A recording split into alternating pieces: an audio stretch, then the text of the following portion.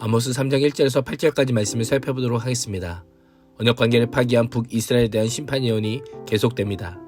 하나님께서는 답의 명확한 9가지 질문과 하나의 명제를 제시하시며 아모스 선지자가 예언의 메시지를 선포해야 하는 이유를 수학적인 질문을 통해 설명합니다. 1절과 2절은 언약관계에 근거한 심판의 필연성 논증입니다. 아모스 선지자는 이스라엘 자손들로 하여금 여호와의 말씀을 들으라는 촉구로 시작합니다. 들으라는 것은 단순히 이스라엘 자신들에게 주어진 말씀으로 들으라는 것이 아니라 이스라엘 자손을 심판하기 위한 하나님의 말씀으로 들으라는 것입니다. 그렇습니다.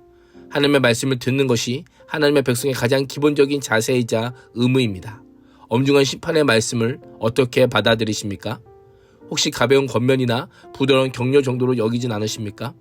말씀을 듣는 자에게는 들을 말씀에 대한 순종의 책임과 의무가 있음을 반드시 기억해야 합니다. 하나님의 말씀을 들어야 될 대상은 애굽 땅에서 인도하여 올리신 모든 민족입니다.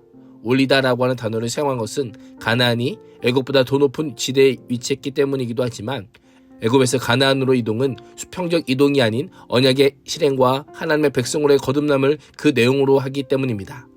이 절은 하나님께서 이스라엘을 얼마나 사랑하셨는지를 묘사합니다. 내가 땅의 모든 족속 가운데서 너희만 알았나니 라고 합니다.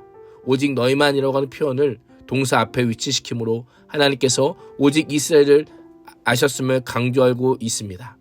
알았다라는 것은 지식적인 차원의 알미 아닌 이스라엘과 맺은 인격적인 언약관계에 기초한 알미입니다. 하나님께서는 이스라엘만 알았고 그들과 언약을 맺으셨고 그에 걸맞은 특별한 사랑을 주셨습니다. 이스라엘이 사랑받을 만한 자격이 있기 때문에 선택받은 것이 아니라 오히려 부족하고 연약함에도 전적인 하나님의 은혜로 된 것입니다. 이러한 사랑을 받았다면 이스라엘은 어떻게 반응해야 될까요? 말로 닿을 수 없는 사랑을 받은 자답게 거룩한 부담을 가지고 살아야 합니다. 언약 백성으로서 그에 합당한 특별한 삶을 살아야 합니다.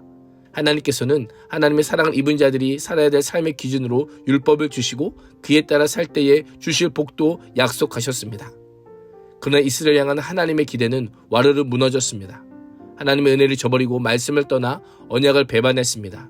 하나님께서는 원하시는 길로부터 벗어난 이스라엘의 죄에겠다는 보응을 선포합니다. 관계의 은혜에는 그에 따른 책임이 있습니다. 많은 사랑을 받을수록 특별할수록 더 그러합니다. 값없이 받은 하나님의 은혜를 우리는 어떻게 여기고 있습니까? 은혜에 합당한 삶을 살고자 노력합니까?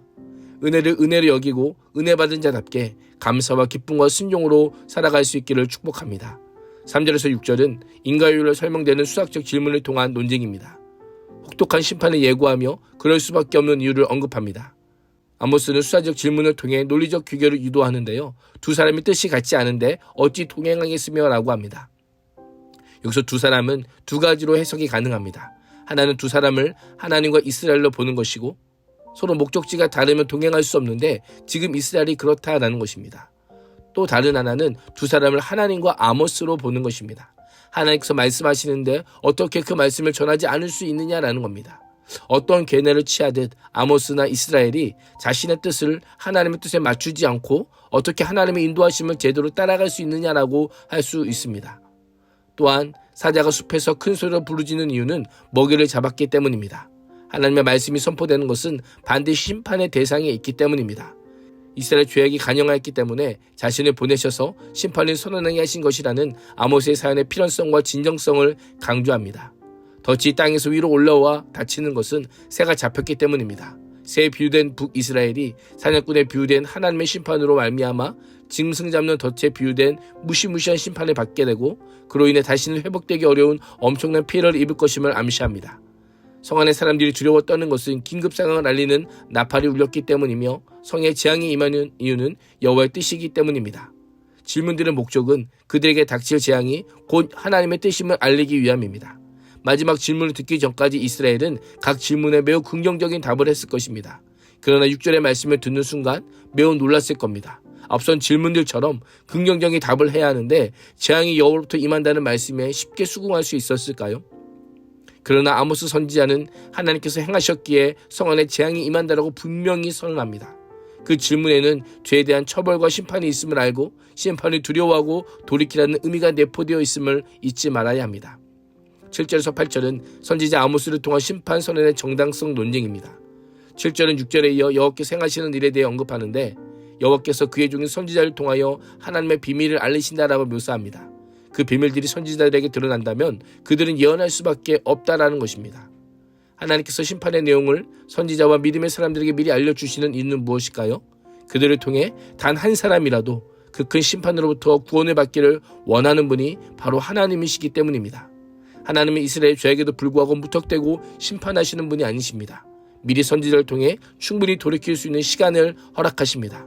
그럼에도 그들이 돌이키지 않는다면 그때는 심판 외에는 다른 방법이 없습니다. 심판의 주체가 하나님이요, 심판의 메시지도 하나님의 권위에서 나오지만 이스라엘은 도저히 아모스의 심판 선언을 받아들이지 않습니다. 경제적으로 번영하는 시대에 선포되는 멸망의 소식, 모든 풍요로움은 하나님의 복이라고 생각하는 자들이 아모스의 심판 선언을 받아들일 수 있었을까요? 아모스는 강팍한 자들에게 경고의 메시지를 선언합니다. 선지자가 누구입니까? 말씀을 전하지 않을 수 없는 숙명을 가진 자입니다. 불편한 지시를 말하고 회의와 갈등을 넘어 하나님께서 원하시는 말씀을 전하는 자가 선지자입니다. 아모스는 자신이 선포한 신탁을 거절한다면 곧 하나님을 거부하는 것임을 강조하며 외치고 있습니다. 오늘 하루도 나만이 사랑하신 하나님을 잊지 않고 기억하며 심판을 피할 이유를 찾기보다 심판하실 수밖에 없는 이유를 묻고 들으며 은혜의 보좌 앞에 나아갈 수 있기를 주님의 이름으로 축복합니다. 기도하겠습니다. 하나님, 나만이 너무 사랑하시는 하나님의 사랑에 감사와 은혜와 순종으로 반응하는 믿음의 사람 되게 하여 주옵소서. 예수님의 이름으로 기도합니다. 아멘.